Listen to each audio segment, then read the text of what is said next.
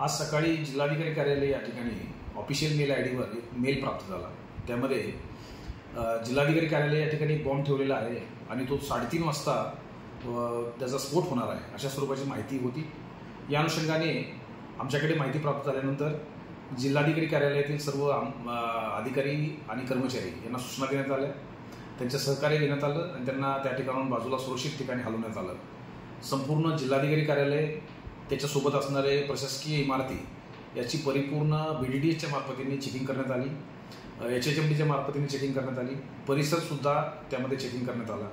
याच्यामध्ये कुठल्याही स्वरूपाचं तथ्य आढळलं नाही आणि हा कॉल खोटा होता किंवा हा मेल खोटा होता अशा स्वरूपाची माहिती आतापर्यंत समोर आलेली आहे। या बाबतीमध्ये पालघर पोलीस स्टेशनला गुन्हा दाखल करण्यात येत आहे।